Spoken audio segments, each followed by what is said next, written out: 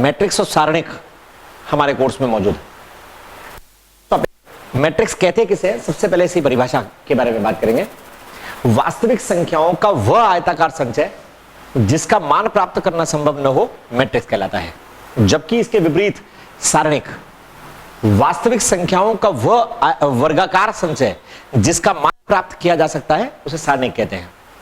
Matrix को बड़े अक्षरों capital A, capital B, capital C से निरूपित किया जाता है, जबकि मैट्रिक्स में प्रयोग आने वाले अक्षरों को छोटे अक्षर स्मॉल ए, स्मॉल बी, स्मॉल सी से निरूपित किया जाता है। उदाहरण के लिए मैट्रिक्स में मैट्रिक्स स्वयं का निरूपण बड़े अक्षर से किया जाएगा, जबकि इसमें प्रयोग आने वाले जितने भी अंदर अक्षर होंगे उनको छोटे अक्षरों से लिखा जाएगा। उदाहरण के लिए A is equal to A B C को दो प्रकार से निरूपित किया जाता है, ये या ये, जबकि सारणिक का निरूपण दो समानांतर खड़ी रेखाओं द्वारा किया जाता है। मैट्रिक्स में प्रयोग होने वाले वास्तविक संख्याओं की यह क्षैतिज रेखा पंक्ति कहलाती है, इसे द्वितीय पंक्ति कहते हैं। इसको R1 और R2 से निरूपित किया जाता है। यह R1 का अर्थ रो फर्स्ट अर्थात प्रथम पंक्ति से है, जबकि इस का अर्थ R2 का अर्थ द्वितीय पंक्ति मतलब सेकंड रो से है। जबकि वास्तविक संख्याओं का ये कॉलम कहलाता है। इसे कॉलम फर्स्ट, स्तंभ सेकंड, स्तंभ third, column first, column second, column third के नाम से जाना जाता है। वास्तविक संख्याओं का ये ऊर्ध्वाधर संचय स्तंभ और क्षैतिज रेखा पंक्ति कहलाती है। यहां हमने ये सब चीजों को निरूपित करने के लिए मैट्रिक्स का व्यापक लिखा है। मैट्रिक्स का व्यापक रूप, मैट्रिक्स का हम एक उदाहरण देकर आपको समझाएंगे। ए इज इक्वल टू, मान लीजिए हमें 3x3 की 3x3 मतलब 3 क्रम 3 की एक मैट्रिक्स लिखनी है। यहां पर इसे रो फर्स्ट प्रथम पंक्ति, इसे रो सेकंड द्वितीय पंक्ति, इसे रो थर्ड तृतीय पंक्ति कहा जाता है। जबकि वास्तविक संख्याओं का ये ऊर्ध्वाधर संचय column first, column second, column third के नाम से जाना जाता है। इसमें मौजूद इस अवयव को first row first column, element of first row column, इसे first row second column, first row third column कहा जाता है। अर्थात हिंदी में अगर इसे समझे तो ए प्रथम पंक्ति, ये प्रथम पंक्ति द्वितीय स्तंभ का अवयव, ये प्रथम पंक्ति तृतीय स्तंभ का अवयव है। जबकि इसे द्वितीय पंक्ति पहला अवयव, द्वितीय पंक्ति द्वितीय अवयव, द्वितीय पंक्ति तृतीय अवयव कहा जाता है। जबकि इसे तृतीय पंक्ति प्रथम अवयव, तृतीय पंक्ति द्वितीय अवयव, तृतीय पंक्ति तृतीय अवयव के नाम से जाना जाता है। ये 3x3 मतलब 3 पंक्ति और 3 स्तंभों वाली मैट्रिक्स का व्यापक रूप है। यहां इस 3 का अर्थ पंक्ति की संख्या, कि इस 3 का अर्थ कॉलम की संख्या, स्तंभ की संख्या को निरूपित करता है। यदि इस मैट्रिक्स की कोटि की बात की जाए तो इसकी कोटि 3x3 लिखी जाएगी, जहां इस का पहला अवयव सदैव पंक्ति की संख्या को, द्वितीय अवयव सदैव स्तंभ की संख्या को निरूपित करेगा। अब हम बात मैट्रिक्स की कोटि की करते हैं। मैट्रिक्स की कोटि, यदि किसी मैट्रिक्स में m पंक्ति n स्तंभ हो तो इसका कार्तीय गुणनफल m×n उस मैट्रिक्स की कोटि निरूपित करता है, जिसे OA निरूपित किया जाता है। O का अर्थ यहां पर ऑर्डर से है। A मैट्रिक्स का निरूपण है, m पंक्ति की संख्या और n स्तंभ की संख्या को निरूपित करता है। उदाहरण के लिए हमने यहां पर मैट्रिक्स का ये रूप लिखा है। ये मैट्रिक्स में ये प्रथम पंक्ति, ये द्वितीय पंक्ति, ये प्रथम स्तंभ, ये तृतीय। अर्थात की कोटि की बात करें तो इस पंक्ति में 2 पंक्तियां, इसलिए मैट्रिक्स का ऑर्डर अर्थात इसकी कोटि 2x3 लिखी जाएगी। अब हम बात मैट्रिक्स के m पंक्ति व n स्तंभों के व्यापक रूप करते हैं। इसको ऊपर दे।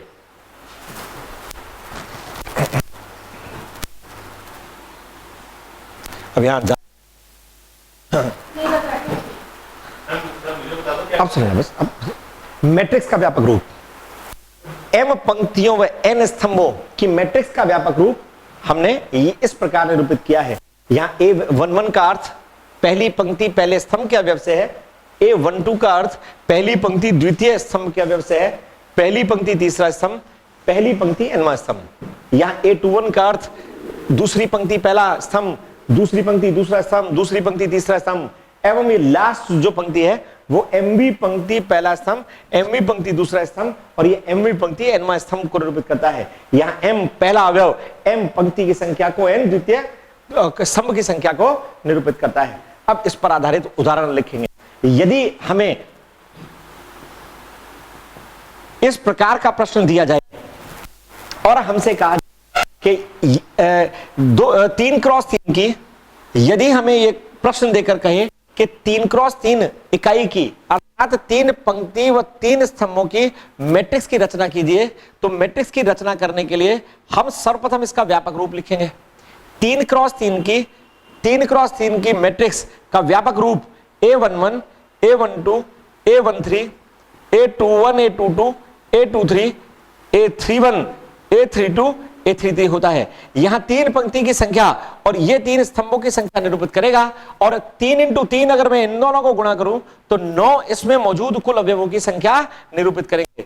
इस मैट्रिक्स में हमें कुल मिलाकर 9 अवयव ज्ञात करने, प्रथम, द्वितीय, तृतीय, चौथा, पांचवा, छठा, सातवां, आठवां, नौवां, 9 अवयवों की गणना करने के लिए हमें उसने आईवी पंक्ति जेवे स्तंभ का अवयव दे रखा है।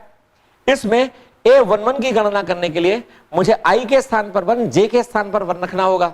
I1 J1 रखकर मेरे पास A112 का मान 2 प्राप्त होगा, जबकि A12 फाइंड करने के लिए, A12 ज्ञात करने के लिए मुझे I के स्थान पर 1, J के स्थान पर 2 रखना होगा। I1 J1 रखने पर हमारे पास रिजल्ट आएगा 3। A13 फाइंड करने के लिए, A13 ज्ञात करने के लिए मुझे I के स्थान पर 1 और J के स्थान पर 3 रखना होगा, अर्थात मान प्राप्त होगा A13 का 4। अब हमको A21 की गणना करनी है। A21 की गणना करने के लिए मुझे I के स्थान पर 2 और J के स्थान पर 1 रखना है। I के स्थान पर 2 और J के स्थान पर 1 रखने पर मेरे पास A21 का मान 3 प्राप्त होता है। अब मुझे A22 की गणना करनी है। A22 2 का मतलब I का मान 2 रखना होगा, J का मान 2 रखना होगा और इसका मान A23 प्राप्त होगा। A23 फाइंड करने के लिए, A23 का मान ज्ञात करने के लिए, A23 का मान ज्ञात करने के लिए I के स्थान पर 2, J के स्थान पर 3 रखना होगा। 2 + 3 कुल मिलाकर 5 मान प्राप्त होगा। अब मुझे A31 की गणना करनी है, तो I के स्थान पर 3, J के स्थान पर 1 रखेंगे, 3 + 1 4 प्राप्त होगा। A32 फाइंड करने के लिए I के स्थान पर 3 और J के स्थान पर 2 रखा जाएगा, 5 प्राप्त होगा। A33 के लिए 3 + 3 रखने पर 6 प्राप्त होगा। इस प्रकार सभी प्राप्त मानों को इस मैट्रिक्स में रखने पर जो उस मैट्रिक्स के पास प्राप्त होगी वो होगी 2, 3, 4, 2, 3, 4 और 3, 4, 5 और 4, 5, 6। इस प्रकार इस मैट्रिक्स की हमने, तृतीय क्रम की मैट्रिक्स की हमने रचना की है। ये राजस्थान बोर्ड 2014, RBSC 2014 में इस साल आया प्रश्न है, इस साल आया प्रश्न है। उधला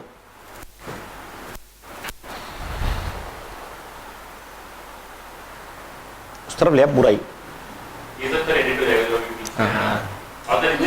अब हो गया, आ गया, उधर ले आ। दूसरा नेक्स्ट। हाँ, हमें यदि AIJ का मान हमको 1/2 -3I + J दिया हो, CBSE 2014 में पूछा प्रश्न, 2014 में पूछा प्रश्न है। इसमें हमें A32 का मान प्राप्त करने के लिए पूछा गया है। AIJ देकर A32 का मान ज्ञात करने के लिए I के स्थान पर मुझे 3 रखना होगा और J के स्थान पर 2 रखना होगा। I और J के इन दोनों मानों को उठाकर अगर यहां रखा जाए तो मेरे पास जो प्राप्त मान आएगा वो आएगा -9 + 2। हमारे पास जो प्राप्त रिजल्ट आया 1/2 -9 + 2 में प्राप्त मान हमारे पास -7 है। इस -7 का मापांक चूंकि सदैव धनात्मक होता है, इसलिए -7 के मापांक को 7 लिखेंगे। प्राप्त रिजल्ट हमारे पास 7/2। इस प्रकार प्रश्न में इस बार 1 मार्क का, 1 मार्क का 1 नंबर का जो प्रश्न पूछा गया उसमें AIJ देकर A32 पूछा गया, जिसका मान हमारे पास 7/2 प्राप्त होता है। अब एक और एग्जांपल, अब नेक्स्ट टॉपिक पे आ जा। अब हम समान मैट्रिक्स की बात करेंगे।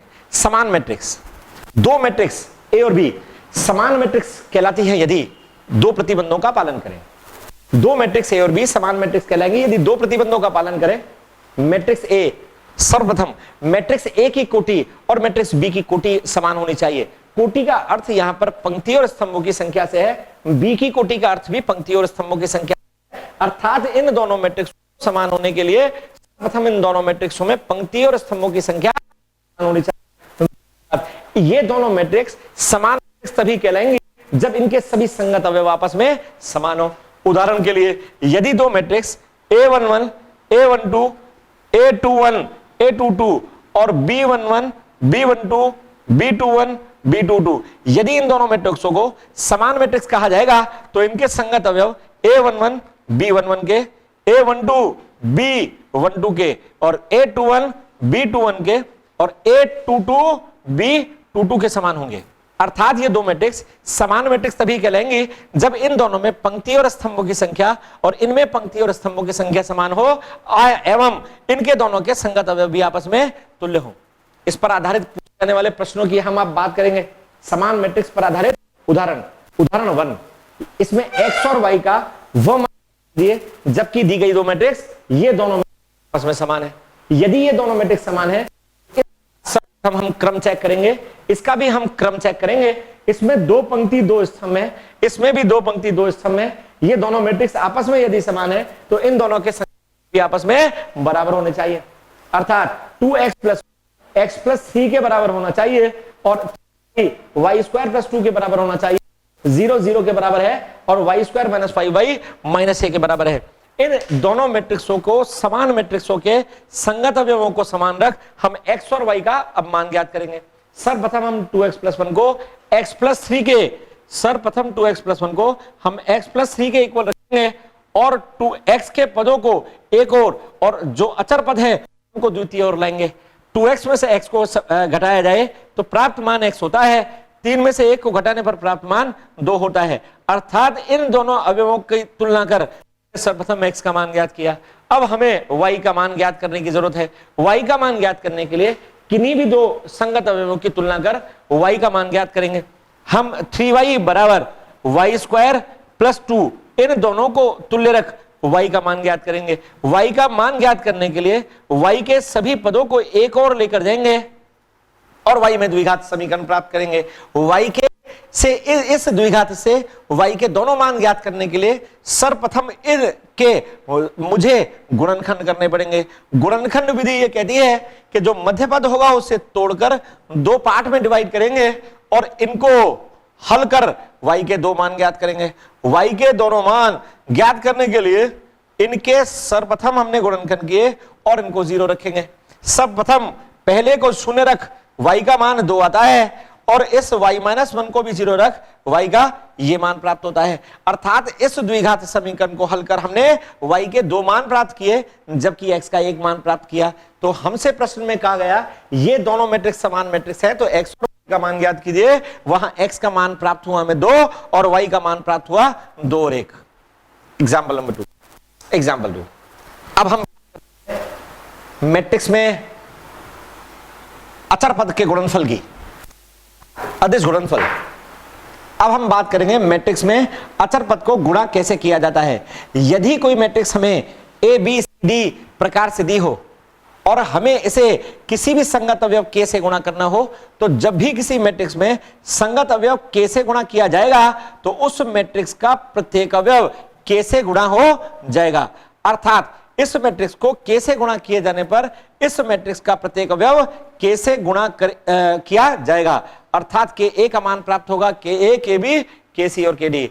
अब हमको यहां पर उदाहरण नंबर 2 में x और y का पुनः मान ज्ञात करना है जबकि पहली मैट्रिक्स को 2 से गुणा करना है और दूसरी मैट्रिक्स ये रही और बराबर 5 और 6 दिया है। सर्वप्रथम इस मैट्रिक्स को 2 से गुणा करने के लिए हमने जो आपको यहां पर उदाहरण दिया, इस 2 को इस मैट्रिक्स के प्रत्येक पद से गुणा करना पड़ेगा। 2 को 1 से गुणा करने पर प्राप्त मान 2 प्राप्त होता है, 2 को 3 से गुणा करने पर 6 आता है, 2 को 0 से गुणा करने पर 0 आता है, 2 को x से गुणा करने पर प्राप्त मान 2x आता है और दूसरी मैट्रिक्स ये रही। इन दोनों मैट्रिक्सों को जोड़ने पर उन दोनों के संगत अवयव आपस में जुड़ेंगे।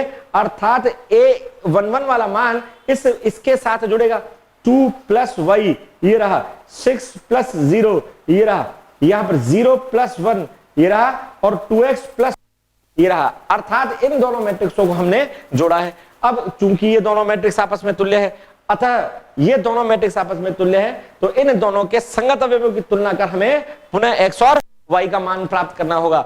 x और y का मान प्राप्त करने के लिए हम यहां पर 2 प्लस वाई को 5 के बराबर लिखेंगे। 2 प्लस वाई 5 के बराबर लिखा जाएगा। y का मान हमें 5 माइनस 2 अर्थात 3 प्राप्त होगा।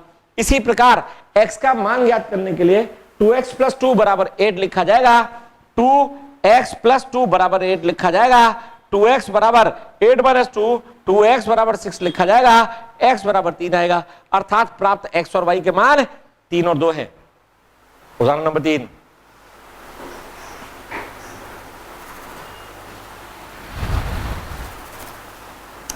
अब हम बात करते हैं मैट्रिक्स के प्रकार।